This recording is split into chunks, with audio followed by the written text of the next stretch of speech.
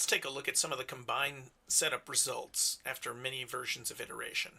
Iterating over the collisions between the belts and the top shirt has been quite time consuming trying to figure out the exact methods. So what I did is I ended up reducing all of the values of the pin constraints, or the pin to target constraints, the attach constraints, and the basically all of the constraints. And I started very low and I started raising them up slowly. And I got pretty good settings here. Some of the settings I don't like on this are the bend stiffness of the top shirt. It feels sort of very, I mean, it is going to be a thick wool kind of jacket, but I think what I want it to be is something a little bit better. So also in that last animation, you couldn't really tell that there was some penetration between this collar right here and the belt.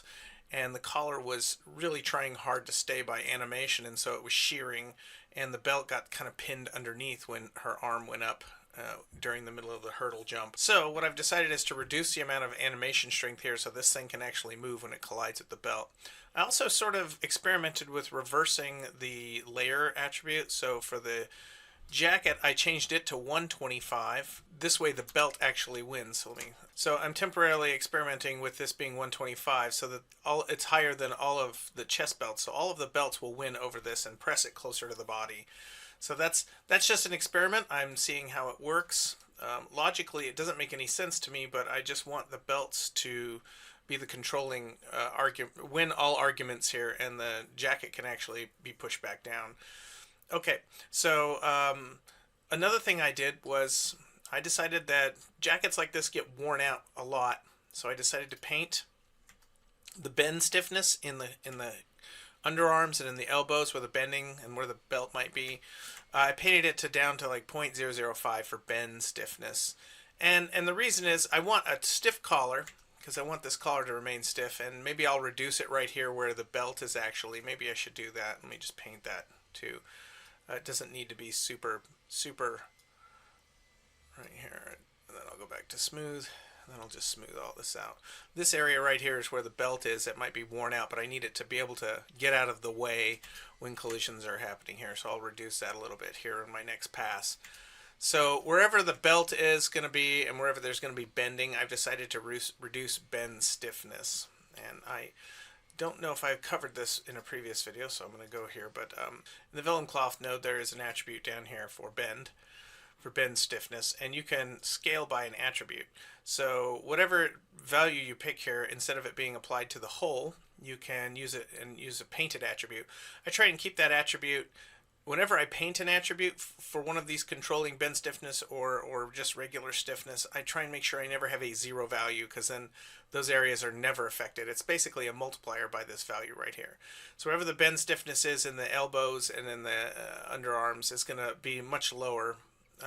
And then I reduced this actually, so it was at 0.1 in the previous sim that you just saw in the movie, and I decided I'd go back down to 0.01 just by a factor of 10, just because I want to see. And I increased damping because when I watched the movie, it was kind of vibrating like sheet metal, so I decided to add some damping ratio. I doubled the damping ratio.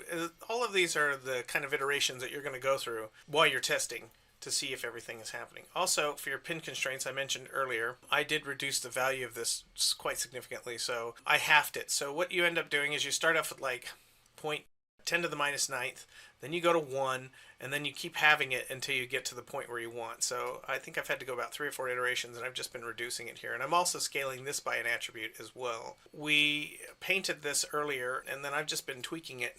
And I've reduced the amount on this collar right here, and I should probably smooth it even more, just so that it doesn't pull up, because this collar is getting caught under the belt, and this area right here is being forced. So the belt is getting slid under here and getting locked under there during the jump.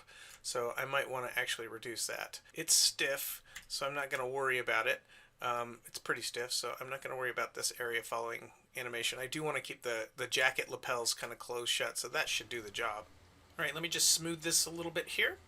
Bend stiffness amount will keep this looking like a lapel, but it's not forced onto animation very much at all. In fact, I want to zero this out down here.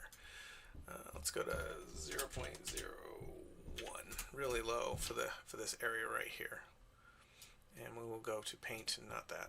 So there we go. We'll just let the bend stiffness take in charge of that. I don't want to have any more battling with the belt there. And I'm basically using this just to keep it on the shoulders, because otherwise it kind of falls off. And I could probably do that over here too. And again, this is all just iterating and experimentation. So it's a very low value, you can see. I don't know if you can see in the quality after this video gets compressed, but there's 0 and then there's 0.0001. So if I smooth this, it just kind of falls off. So this is just attempting to get the points that are here spring back to their non-sim spot, which is their animated alembic, the original alembic position.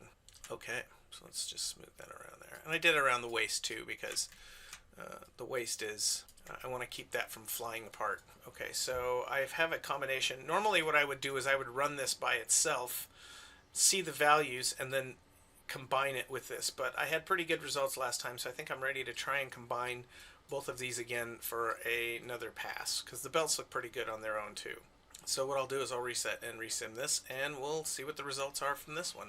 In the meantime, let's go ahead and set up the last and final garment item, the cloak and its buttons.